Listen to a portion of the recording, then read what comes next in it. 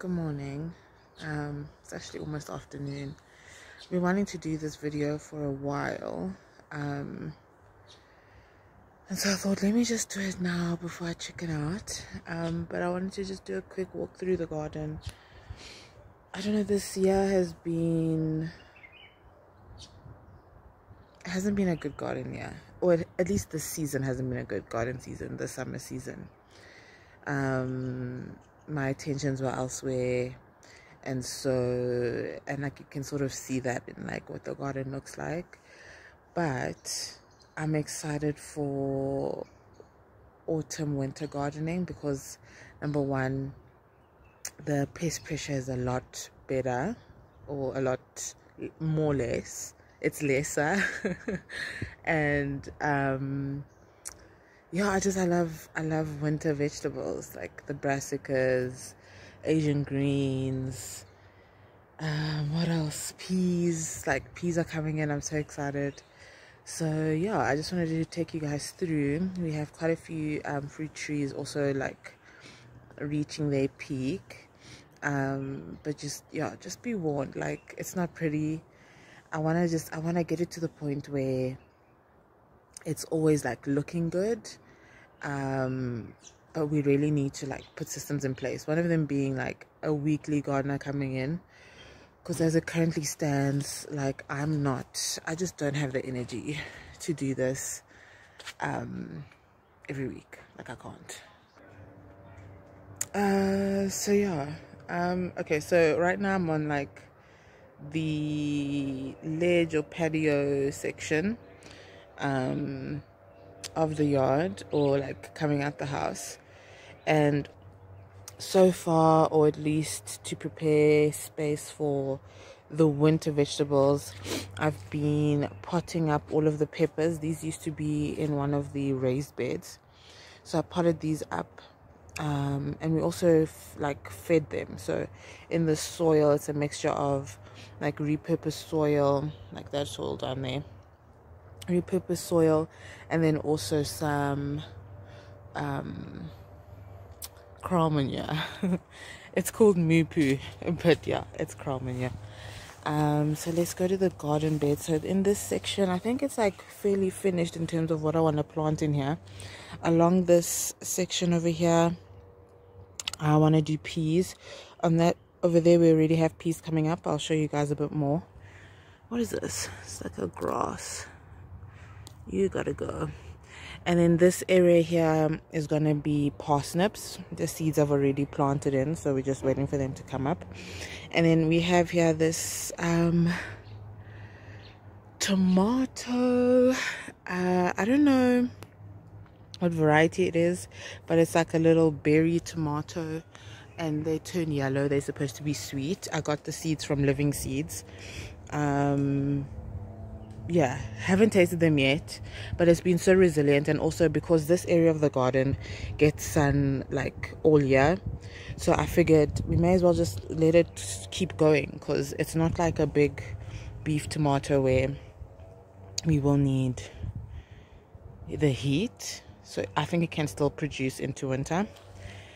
Let me just show you these quickly. Here we've got some cucumbers. I don't know if they're gonna like, do something, but we'll keep them going. And then these are our peas. These are the climber peas from Kirchhoff's. So these ones, when they come out, there was one which was, can't find it. There was one which like was growing already, but when they come out, they're gonna be, the whole thing is edible. Oh, here we go. So here's one. This whole thing is edible. So this whole pod, and then also the peas on the inside. And the nice thing is, even when you let them get big and the peas on the inside like grow, they're so sweet. It's so good. So we love those. So this is going to be like, this whole trellis coming up is going to be those peas. And like, one thing that I did really well last year, or last autumn winter, was the succession sowing of peas. So we're going to do that again. So this is a big tomato. I think it's a ox heart. I I think it's an Oxheart. It's definitely not Costa Luto de Palma. This is like one of our last ones. We're waiting for it to ripen, or at least blush, before we take it off. And we're probably gonna like quiche this plant. But yeah, we've got some chard, some lettuces in there. These marigolds are seeds that I spread probably beginning of spring or summer, and they just shot up. So I'm happy. There's quite a few different like plants, so I'm thinking when I have more of a handle on what I'm growing around the yard, I'm probably going to transplant some, because marigolds are really good for pest pressure. And then over here I've got like a little trellis that I built for some peas. These are going to be the green feast peas. So these ones you have to shell, and they've already started flowering, which is awesome. But then on this section here I've done some succession planting, and there's already one coming up. And then this is sort of like the herb section of everything. Some oregano. Oh, so nice. And some thyme. The thyme is like getting out of hand. I need to like take some and dry it. And then we've got some dill, some rocket. I swear this is the best rocket I've ever grown. I've never had rocket look this good. It's so, I'm so impressed. I'm so impressed. Like, I can't wait to have like an avo and poached egg toast thing, because oh my word, it's so good. And then here we've got some coriander. Yep, that's coriander. And then this is the parsley over here. Still recovering a bit, but it's coming around. And then these are garlic chives. Garlic chives are just so hard for me to seed or to grow from seed, so I just bought some starts from the store. And then this is some spinach, also starts that I got from the store, because this year has been difficult, like in terms of starting seeds. Yeah, I don't know how many times I've tried to start seeds. So of the winter stuff that we have, the things that are actually up and running are probably starts that I bought. And peppers that are still in the garden bed. So you'll see, this is where those peppers that I showed you before, this is where they came from. So I still need to like fill this up. There's like some weeds and grass I need to take out. I don't know what I'm gonna put here, but something. And then these are our green pepper plants, which are still going, but I think, I don't know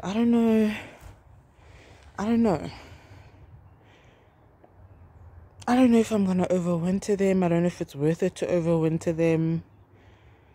Like, that's why they're still here, because yeah, I truly have no idea. And then here we've got like our brassica section. So we've got some Brussels sprouts, some cabbages, some kale, and then red cabbage. And then where I'm walking here, unfortunately, the gardener who came in, he turned the soil, but we'll see what happens. But I did plant some radishes and beetroot here, so if anything pops up, it'll be a bonus. And then over there I did plant some beetroots, but it was turned, so if anything pops up, it will be a bonus.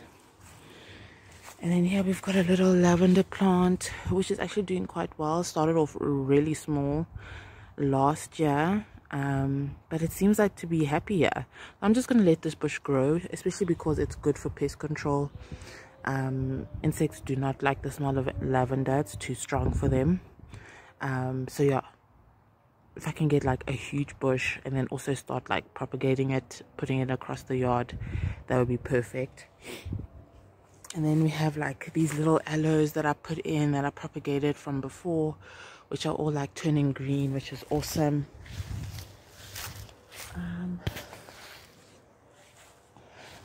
I'll just take you through the trees quickly. Here we've got a mandarin, and they seem to be ripening up.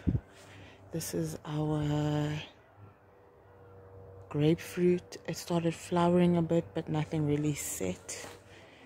This is a pomegranate, and then this is a kumquat. They look like they're about to start turning. Yeah, it looks like they are. They're not as big as the last time, but that's okay. I think it's like, also it's my fault because, you know, we've been neglecting them and stuff. Some of the trees we have. So here we've got a key lime. They're so weird.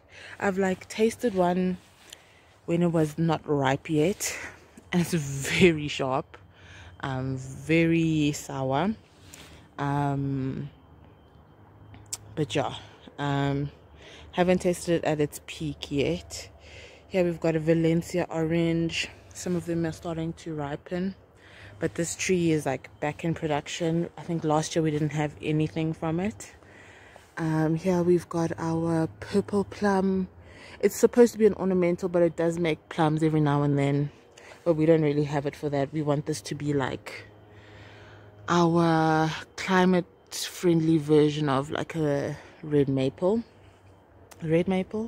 Japanese maple, a nectarine or a yellow peach, I'm not sure, and then our two pear trees which haven't really done much. We've got some avos here, 3, this one and those two over there. Those two I did from seed, and they're actually doing pretty well, so I'm quite proud of them. And then here we've got custard apple tree. That's a soursop tree, and that one over there is a strawberry custard apple. Here we've got a Jaboticaba. Apparently they're very slow growing, so you know, we're not really like counting down the days on that one. And here we've got a persimmon, which has actually recovered pretty well. We had a branch that broke from this, I think it was like last year, but it recovered really well, so I'm really happy. I think it's probably going to start shedding leaves now, but that's okay because now it's got a lot more branches to come from, or to choose from, or to grow from, so that's exciting. And then this is our Palestine apricot, and this is a Letitia plum tree. We've got a blackberry over here, another little avo that I started from seed, and then this is our, what is this, the plum cart. We've tasted them. They're really good. They just taste like plums. You know what I think? Some of the plums that we have in the stores are actually plum carts, because we tasted it and it didn't taste new. It tasted like something we've tasted before. So yeah, sometimes I'm just selling plum carts as plums. Here we've got our pepino melon. Oh, it's so sad because I did have some fruits, but then the birds got to it first. But at least like I'm happy that it's producing, like, you know, there was something there for the birds to take for themselves. And then here we've got our Clement Gold, and this is like bigger than the ones from Woolworths, so we'll see. Like, I'm waiting for it to ripen and see what it tastes like, if it really does taste like a Clement Gold. But yeah, I'm excited. It's like, this is our first year having this, and like, it's fruiting, so you know, we'll let it be. This is a strawberry guava. There's some flowers there that have opened, or are going to open. Looks like they've opened.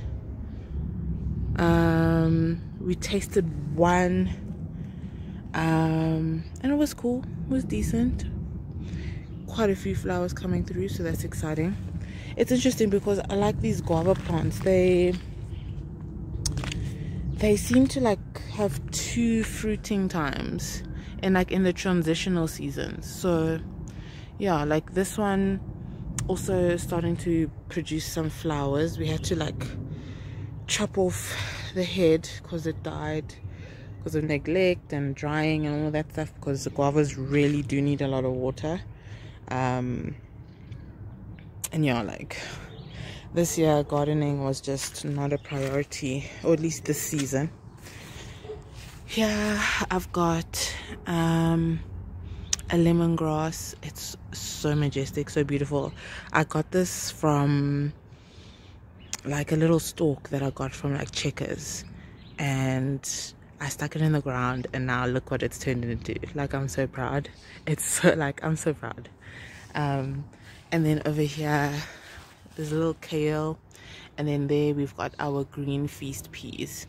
So I like growing green feast peas along this section here because the wall gives it some heat as well, so they grow really well and they're really productive in this area. And also I think because it's like, you know, the peas have like nitrogen nodules and stuff, so it feeds the area. And then this section over here we've got 2 blueberry plants. We used to have a third one, but it died, and that was the late season one. So we've got an early and a mid season, but we're gonna like change this. So I want to get garden beds like those, but like a taller one and then with a base, so that we can just have a nice stable home for it. Then here we've got our lime tree, which is doing so well. There's like so many limes that they're like turning yellow. We can't keep up because we've still got like 6 or 7 in the house. Here we've got a blood orange. There's like one little fruit over there. This is a sweet lime, also started flowering. This is also like its first year with us, so that's really impressive. And then here we've got a mango. This is like a triple mango. There's 3 different varieties.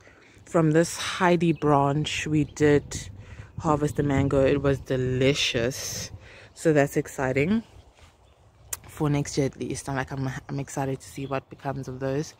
There we've got some pomelos, which I'm so excited. They look like they're ripening, especially because they used to be like green and now they're turning yellow, and the ones that I've bought from the store, they sort of like this color. So I want to like test one during the week to see if it's ready. And then yeah, some pears, another pear. We harvested a pear from here. We had 2 growing on this one. This is the Packham pear. I haven't eaten it yet. It's in the kitchen. I'll probably taste that today. We've got 3 apples, a pink lady from seed that hasn't flowered yet. We've got a Granny Smith, a top red. They both produced apples and they were decent. Then here we've got a plum, 2 plums that we propagated the branches. There's like a little plum there growing. And then here we've got 2 figs. This is the Adam's fig, and then this is the tiger fig. And then this big tree over here, what is it? A pecan? I think it's a pecan nut tree.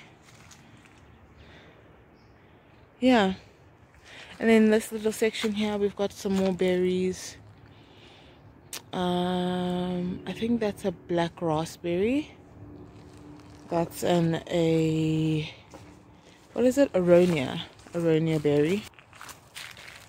And then here we've got some grapes. The grape section is going into dormancy, so it looks, you know, a little sad.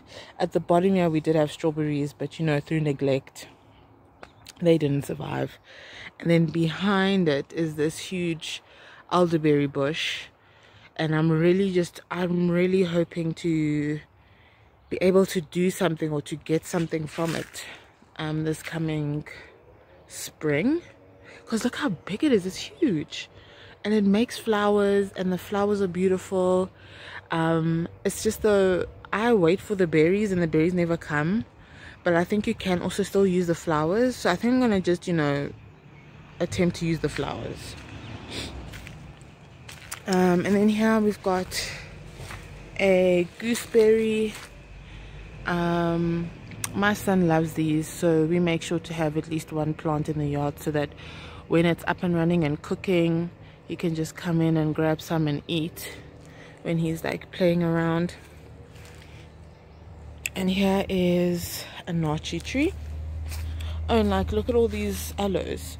So these are aloes that are transplanted, I mean, more than 6 months ago, and they're all green now and they're all growing, which is awesome, because I want to, like, my whole point of moving all of these here was to get it up and running, get them big, so that I can start harvesting it for like hair care and skin care.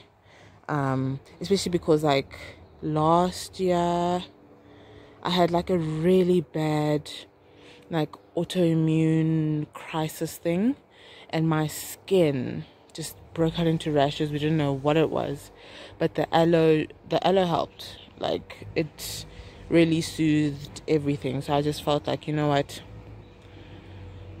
why not have this stuff on hand whenever and at all times.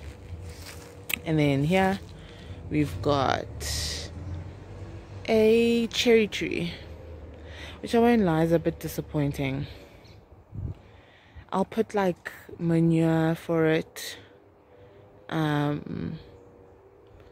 like towards the end of winter, but like I really needed to, you know, I needed to show me something. I needed to show me some signs of life. Okay, so then this section over here is pretty neglected. It just has onions growing in, onions that I put like last year. So these onions revived themselves. So I'm just gonna let it grow. I'm probably gonna put in some manure to feed them. But this section of the yard, it's tricky because like the sun placement is not as ideal. I tried to grow brassicas here last year. It was okay. It wasn't really the best. It's also prone to like fungal issues, like as you can see there from this plant. So yeah, like I need to figure out what's happiest here, but for now the onions seem happy, so we'll go with that. And this is the last section of the yard that we actually have stuff actively growing. So this patch over here is some spinach, which I think we should be able to start harvesting soon. I mean, especially this one looks very happy. And then we've also got some peas in there, which are flowering already. Not sure what type these are. I think I would have put green feast just because it's like up against this fence, but we'll see. We have some more peas like in between, some sage. There's some more peas, more sage, and more peas. These are the climber peas, so that big trellis I showed you guys in the beginning, that's the same type. And then we have our lemon tree. Well, let me go inside.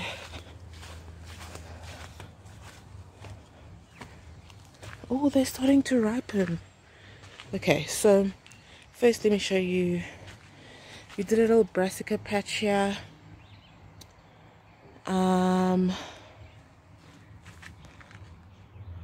They're okay. I think there's like birds coming and trying to eat them. You know, it is what it is. We've got some long-standing kales that we've had here. Just gonna let those keep going. And then the lemon tree has been doing so well this year. It's like flowering constantly, and we've got some good lemons coming in, like there and there, little small ones here. Look at this one. Oh my gosh, just so exciting. Like, I drink lemon water almost every day, so to be able to be self-sufficient in lemons is gonna be great. But yeah, so that's like basically what we have going. There's a lot of different other areas of the yard that really have been neglected. And yeah, I don't know what I'm gonna do. I don't know what I'm section over here. I've got some aloes at the back there. Those are chrysanthemums. I'm so surprised that they survived. And then here we've got a dragon fruit that we've allowed to creep up this tree, which is, it seems pretty happy. We had one flower come out of it, I think end of last year, but it didn't really turn into anything. Some old snapdragons, and then also some gazinias coming back to life.